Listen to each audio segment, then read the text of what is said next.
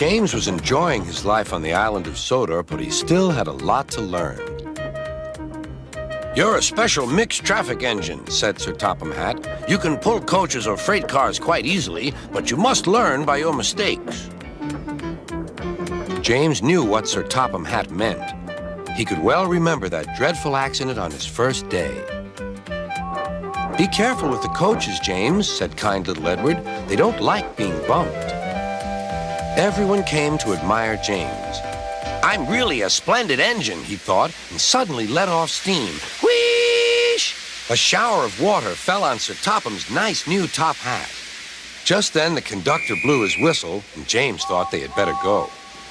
Go on," he puffed to Edward. Don't push," replied Edward. The coaches were grumbling too. Don't go so fast. But James didn't listen.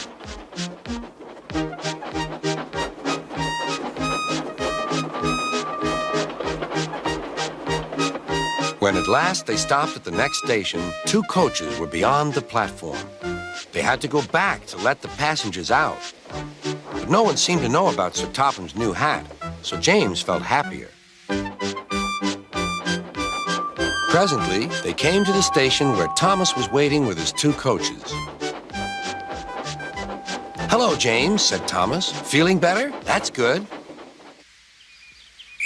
"Oh, that's my conductor's whistle. I must go. I don't know what Sir Topham Hatt would do without me to run this branch line." And he puffed off importantly. Edward and James passed the field where James had had his accident. The fence was mended and the cows were back again.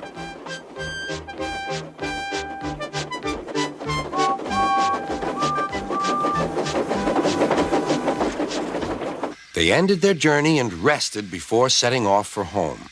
James was still wondering what Sir Topham would have to say about his new hat.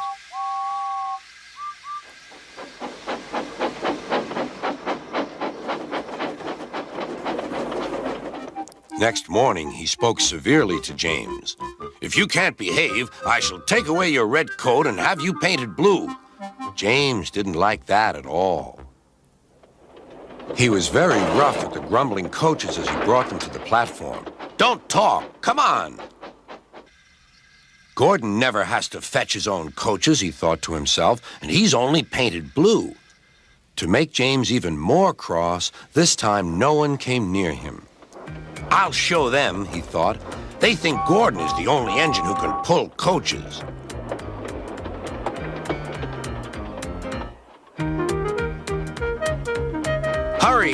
Hurry, puffed James. You're going too fast, replied the coaches. James laughed and tried to go faster, but the coaches wouldn't let him.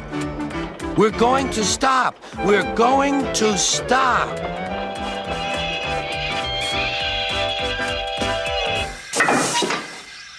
What's the matter? James asked his driver. The brakes are on. Leak in the pipe, most likely. You've banged the coaches enough to make a leak in anything. How shall we mend it? Said the conductor. We'll do it with newspaper and a leather bootlace, replied the driver. Well, where is the bootlace coming from? Asked the conductor. Ask the passengers, said the driver.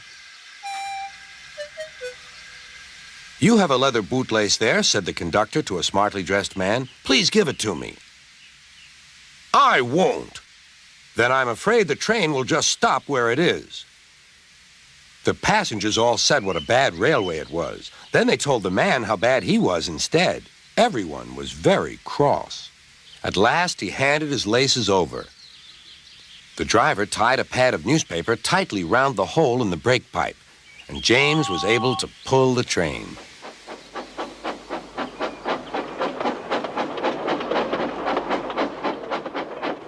But he was a sadder and wiser James and took care never to bump coaches again.